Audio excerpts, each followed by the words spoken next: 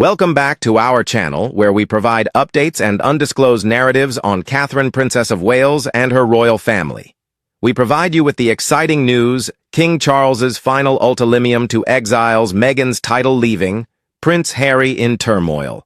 The gathering between King Charles and Prince Harry took place during Prince Harry's most recent trip to the United Kingdom, according to a source. The information provided by the source indicated that King Charles has made an additional effort about the title that is related to his son's marriage. It has been reported that King Charles has expressed his desire for Meghan Markle to refrain from using the royal title. It seems that the peace meeting is deteriorating into a confrontational clash as a result of this, which prompted Prince Harry to get annoyed. This is the definitive verdict from the Crown about the impact of a covert media agreement and a prince's fury on Meghan Markle's ostracism from the royal family. The Duchess of Sussex. Meghan Markle has been essentially alienated from the royal family as a result of a violent disagreement with Prince William and King Charles III, which has caused substantial disruption inside the British monarchy itself. As a result of what palace sources have described as the discovery of irrefutable proof that Meghan conducted a clandestine media campaign, Netflix was granted unprecedented and unlawful access to the personal areas of royal life in exchange for a contract worth several $1 million. This has resulted in the implications. It has been stated that Prince William made the scary statement, "You sold us out," which marked the culmination of a lengthy internal probe that has broken the fragile concord that existed between the Sussexes and the House of Windsor. After being given proof of what the palace considers to be a severe breach of trust, Meghan was allegedly banished from royal property. The evidence included the transformation of a once private family retreat into a reality show that was monetized. As a result of the issue, King Charles's authority has been called into question, and there are speculations that the gulf that existed between Prince William and his brother Prince Harry has become irreparable. It would seem that Meghan Markle's chances of becoming a member of the royal family are not just lowered, but completely destroyed as the situation continues to normalize around her. The purpose of this in-depth research is to investigate the facts that Prince William is said to have seen the precise royal protocols that were broken, the covert tactics that led to the confrontation, and the reasons why this episode is considered by some inside the Sussex family to be the last and irreparable blow to the legacy of the Sussex family. A story that started with a modern princess and ended with the gates of the castle being shut with force was told. This story created a contrast between Hollywood's never-ending need for stories and the values of loyalty, privacy, and the dignity of a long-standing institution. Pandora's Box refers to the agreement for $100 million that sparked a subtle conflict. When it came to the quiet and luxurious halls of Buckingham Palace, Netflix caused more disruption than any other controversy that had occurred in the past. Given the circumstances, it is possible that a whisper might communicate more importance than an official announcement. Meghan and Harry, the persons who are linked with that name, have become icons of both modernity and controversy in recent years. There was a wide range of responses from people all across the world when the Duke and Duchess of Sussex announced that they would be leaving their royal responsibilities at the beginning of 2020. The fact that a young couple was able to free themselves from the intense demands of tabloid harassment and a rigorous institution in order to chart their own path was seen by a number of onlookers as a remarkable attempt to save their own lives. In her official declarations, Queen Elizabeth II indicated her support for her grandson's decision to seek a more independent living. Her words were painstakingly stated, and she expressed her support for them. Although it was strong, the tone was compassionate. The surge arrived after it as a consequence. Several months after moving to California, it was claimed that Prince Harry and Meghan Markle had secured a production arrangement with Netflix that was worth $100 million and would be for many years. The information was not only unexpected, but it was also a jolt to the system. In addition to the financial advantage they obtained from their royal ties, the platform that they selected was also a factor. During that time period, Netflix was making a considerable profit from the series The Crown, which was recognized for its outstanding production quality, but was lambasted by royal circles for its exaggerated and sometimes brutal depiction of the family's most personal difficulties. The senior courtiers saw the irony. The same company that was adapting Queen Elizabeth's reign into a television series now had the sole rights to the personal narratives of two of her closest relatives. A former royal advisor who requested anonymity said, "It was perceived as a profound betrayal. Some individuals preferred to exercise patience and evaluate the content initially, but the more seasoned individuals recognized this as a declaration of war on royal protocol." Despite being well concealed, panic ensued. What were the specifics of the agreement? What level of access was guaranteed? Will private family moments formerly shared in confidence suddenly be shown in high definition accompanied by a thrilling score? Traditionally, the palace was prohibited from hosting public altercations.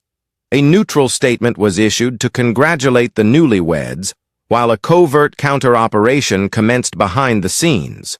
A small cadre of aides designated it Operation Preservation.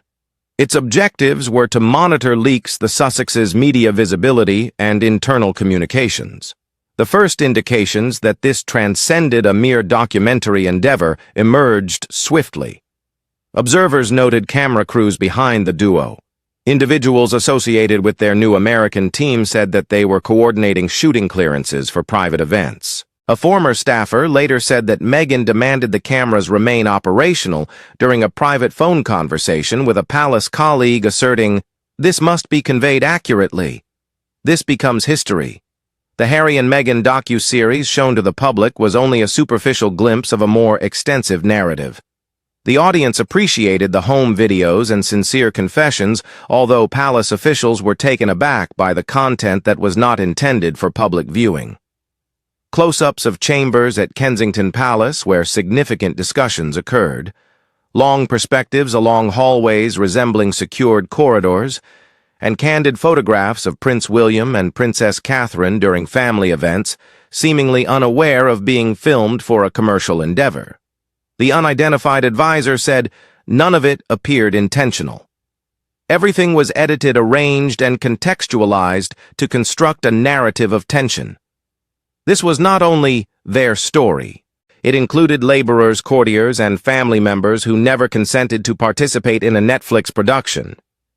Now their lives were being fragmented for streaming metrics. The control aspect posed the greatest risk in the agreement. Meghan and Harry retained control of the final cut via their company Archewell Productions. The palace was incapable of altering events or preventing occurrences. A single occurrence might disrupt decades of royal discretion essential for constitutional and diplomatic purposes.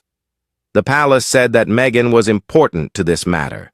She had transcended her status as a mere outsider misunderstood. She had evolved into the producer-narrator and caretaker of a novel royal archive seen only from her perspective. Supporters said she was reclaiming her voice. Other acquaintances highlighted timelines and contracts suggesting her actions were intentional. Netflix edits began to display recordings and videos from 2019 much before their formal departure. This raised the key question, what was being documented and when did the initiative really commence? The concern escalated from public perception to national security. A senior royal source said that MI5 was discreetly consulted for guidance after an incident in which a faint depiction of a diplomatic bag was shown at a garden party. Although it was likely secure, it triggered alarms. Is it possible for private information to be inadvertently disclosed? Was this only a narrative? There was a little concern over inadvertent surveillance. The pivotal moment for Prince William occurred when the series was broadcast. A video captured a private conversation between him and Harry after Prince Philip's interment. The audio was muted. However, it was evident that two brothers were capturing a moment of collective anguish. William allegedly stood up, faced a staff member, and said in a frigid, irate tone, "We were recorded at a funeral, at a private screening for royal endorsement." For amusement. Subsequently, the sensation of betrayal transitioned from an institutional level to a very personal one. The Netflix pact was irrevocable. The future king was the only one now prepared to uphold that barrier. Prior to that moment, he had been the most reticent person. How William discovered the truth in the disintegration. Prince William was solitary in a secluded study at Kensington Palace, which was not accessible to the public. The research included wooden panels. Only one flash drive lay before him, and it was devoid of content. Upon acquiring what insiders would subsequently refer to as the Red Files, the Netflix series had already achieved global acclaim. William was indifferent to disputes on social media or sensational news in newspapers. He was heeding a subtle admonition emanating from inside his own residence. The investigation started subtly, rather than explosively. During the review of the footage for internal evaluation, a junior member of the Royal Communications team saw an 11-second segment of Prince William exiting a Range Rover and gesturing towards a guard. What is the issue? The camera was positioned inside the vehicle. No press was present there. The only rational conclusion was that somebody inside his security perimeter had been documenting the events. Initially, they suspected it could have been an error. However, concern escalated when two supplementary videos emerged, one depicting a clandestine royal lunch event just for family, and another featuring Princess Charlotte at a private school function from an unusual angle. William's aides started compiling a meticulous and discreet list. A pattern started to emerge. William, instructed by Queen Elizabeth to remain observant and discreet, had been aware for months that something was amiss. The Sussexes' occurrences often seemed excessively cinematic and subtle. Certain news organizations posed very precise inquiries to their personnel. It increasingly resembled a coordinated effort to gather intelligence rather than a mere sequence of random occurrences. His staff, operating in total secrecy, began to juxtapose every event location and unlawful image depicted in the Netflix documentary with palace access logs and security footage. The results were unsettling. Several sequences were filmed without the knowledge of the individuals present. The voiceovers in the program altered the dialogue that was clearly derived from private conversations. One scenario had background music reminiscent of a special Sandringham Summit gathering with William Charles and the Queen. This was an urgent council assembly to finalize the particulars of Megxit. William meticulously reviewed each segment of raw footage and evidence collected by his advisors over the span of 3 nights. He sat silently, sometimes pausing to jot down notes. Following the last clip, a drone perspective of his children walking along a garden path, William remained seated for around 20 minutes, contemplating the static picture as reported by an aide. For the Prince of Wales, this was beyond mere adherence to regulations. It pertained to the events that had transpired inside his family. He had seen his wife, his children, and the inheritance from his deceased grandmother transformed into funds for films. He summoned his 2 most trusted aides and instructed them to meticulously locate every request made by Meghan's staff during her last year at the palace and document each infraction. The procedure was fast and subdued. Palace IT specialists examined digital archives. Discreet interviews were conducted with personnel who had worked closely with the Sussexes. A pattern began to emerge. Meghan often had reflection sessions after formal engagements. She would summon aides to a sitting room or vehicle to discuss how things had transpired. At that time, they were seen as productive debriefings. Upon reflection, they were the same events that later evolved into specific narratives in the documentary. The staff now believes she was documenting those discussions. A notable instance occurred when a palace stylist was requested to enter Meghan's changing room to discuss the significance of her attire. The series mostly explores the theme of the color blue in relation to the monarchy and women's freedom. William's anger did not erupt. It transformed into a cold resolve. The treachery seemed to be premeditated. It is said that she was collecting intelligence shaping perceptions and constructing narrative pitfalls while the palace endeavored to ensure her safety. William comprehended the damage more acutely than anybody else. He saw his mother, Princess Diana, being consumed by a media apparatus that prioritized spectacle above humanity. A person who had previously dined with his family has now provided that same computer with personal recordings of them. The investigation confirmed his worst fears. A dissatisfied ex-employee divulged Archewell's production contracts, revealing her ability to use material and emotional experiences from her tenure as a senior royal, including historically and personally significant visual elements of royal life. In essence, all aspects were permissible. The palace issued no veto. William opted to discontinue it. He presented King Charles with the comprehensive investigation confidentially. The king had been vigilant for decades due to public scrutiny, hence he first feared exacerbating the problem. However, when examining the evidence, the security concerns, the unauthorized recordings, and the premeditated nature of the data collection, he reached his threshold. William reportedly conveyed to his father, "This transcends familial matters. This pertains to the institution. This is the crown." During that period, father and son reached an unusual accord. Meghan would need to confront it.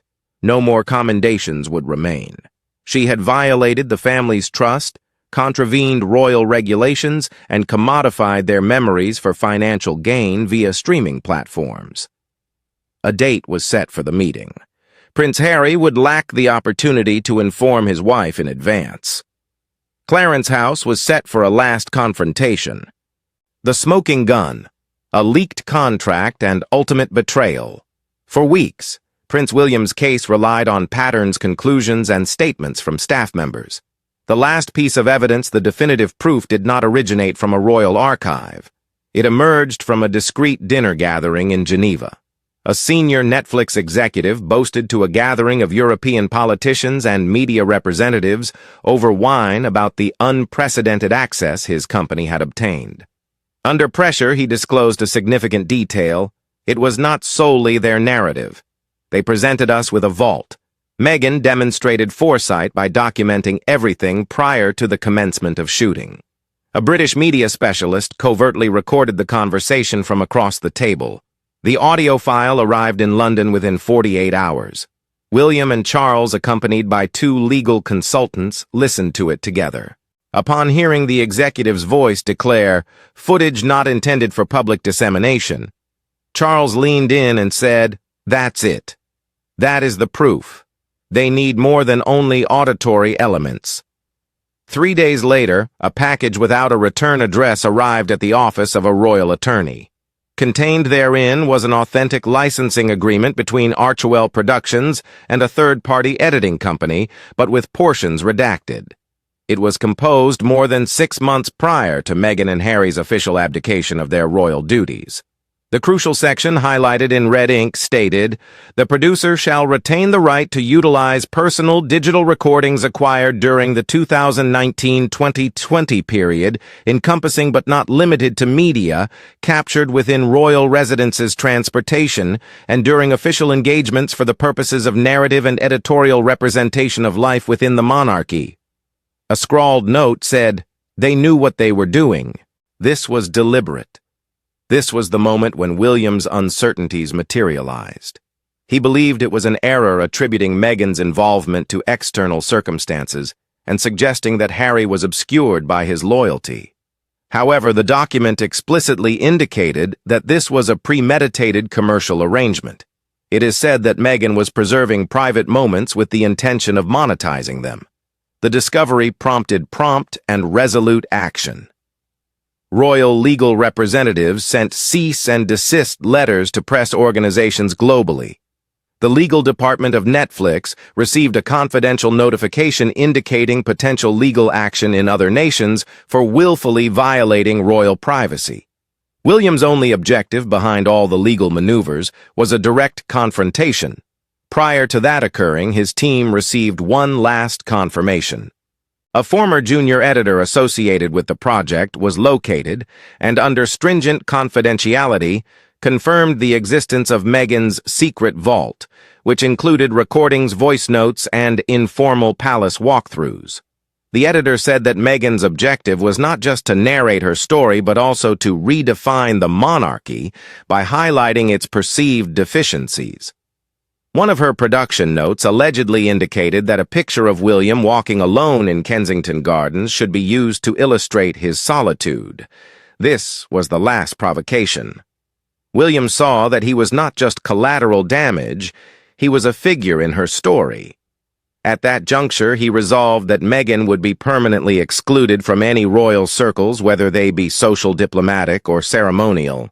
The confrontation was premeditated. Meghan anticipated a routine encounter. Nonetheless, upon entering Clarence's house, she was compelled to face the repercussions of months of clandestine inquiries and a singular detrimental document. The ambivalent prince. What are Harry's thoughts?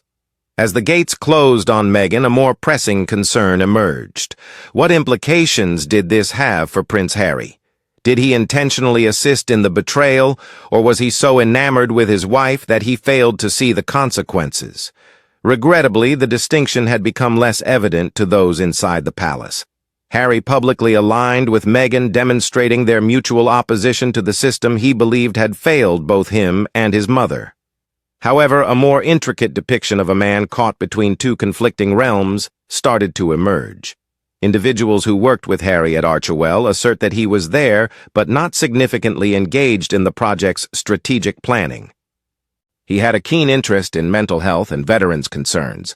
Nonetheless, he often became mute when discussions transitioned to narrative arcs involving his family. An internal production note now included in a confidential royal assessment said, H prefers to maintain a high-level perspective. M oversees the story structure. This dynamic is crucial. Harry was lawfully engaged. His name appeared on the contracts and his visage was shown on the screen. However, friends indicate that he was emotionally adrift. A source close to the prince said, he did not fully comprehend the extent of the private footage being utilized or its potential reception. He believed he was safeguarding his wife, not assaulting his family. However, there were instances that were difficult to overlook. Harry was reportedly highly incensed when the muted footage of his conversation with William at Prince Philip's funeral was shown. He said that the moment was sacred. It remained in the final edit anyway. Did he relinquish control of the narrative, or did he do so intentionally? His loyalty to Meghan and his connections to his family increasingly rendered him isolated. Following the first critique, he reportedly inquired of a long-serving royal attendant, a poignant question, "Have I exceeded the limits?" The service member remained silent. His relationship with his father deteriorated further. In an uncommon private dialogue, Charles reportedly implored him, "You are fracturing the family." Harry's response was somewhat subdued, and he terminated the call without acknowledging the assertion. The evening preceding the confrontation at Clarence's house constituted the ultimate examination of his allegiance. Upon learning of the meeting and its particulars, Harry resolved not to attend. He reportedly communicated to a trusted aide, "I do not wish to be present if she acts as they claim." He remained solitary at his residence in Montecito, with his phone deactivated, unable to confront either faction. Harry remains an ambiguous figure in his family's perception. They do not regard him as wholly culpable or entirely blameless. He attempted to evade the circumstances surrounding his mother, yet inadvertently entered a different, perilous situation. The palace has not declared a state of conflict with him. William retains a modicum of hope for reconciliation, while Charles grapples with the duality of his roles as a father and a monarch. In a family where trust is paramount, Harry's standing has significantly diminished. The confrontation, "You are excluded." The conversation took place in a modest, conventional drawing room at Clarence's house. A cool, subdued atmosphere permeated the space. Meghan Markle entered with a composed expression and seated herself beside Prince William, while King Charles occupied the end of the elongated table. Charles started with, "Thank you for attending." However, his tone was frigid. William said, "That is not the reason for your presence. We are aware, Meghan. We possess comprehensive knowledge." Meghan's countenance revealed a momentary flicker of doubt followed by resolute determination. "Are you aware of what the surveillance devices, the auditory phenomenon, the contracts?" William spoke in a composed, unwavering tone. "You recorded us. You weaponized your access. You did not merely recount your story. You commercialized ours." "I spoke the truth," she asserted, her tone unwavering. "Individuals witnessed the reality." William said, "The reality is that you exploited this family as if it were a film set. You orchestrated scenarios, collected evidence, and profited from it while professing a desire for privacy." He slid the redacted contract across the table. "This was executed prior to your departure. This was premeditated." Meghan did not look at the paper. She focused on Charles. "You comprehended my struggles. I was not secure." Charles said quietly, "This matter transcends the media now. It pertains to familial trust. You have violated that trust." Meghan said, "What is this? Are you expelling me?" William delivered the definitive verdict, articulating his remarks with clarity and detachment. "You are excluded. You are now prohibited from all official royal events, communications, and activities. There will be no more official statements from the palace on your actions. This signifies the finality." Meghan's composure faltered for the first time. The words left no room for debate. They were a decree. "Is Harry aware of this?" she inquired, her voice scarcely above a murmur. "He is aware," Charles said. Meghan's tranquility resurfaced as she rose to go, transforming into a facade of hostility. She said, "You are mistaken. Now the world perceives you for your true self." Upon turning, an aide presented her with a sealed envelope with the official separation letter. She exited without looking back. Her footsteps reverberated throughout the marble corridor until the imposing front door crashed shut with a resounding thud. A profound silence enveloped the room. The monarchy had weathered numerous tempests, yet this one appeared distinct. A palpable boundary was established, not through discourse, but through a grievous act of exclusion. Meghan Markle believed she could dictate the narrative. Ultimately, however, the time-honored institution, represented by a future king, reluctant to witness his family's legacy, commodified, authored the concluding chapter for her. The doors of the House of Windsor were sealed. Thank you for watching the video. Please let us know your thoughts, and goodbye for now.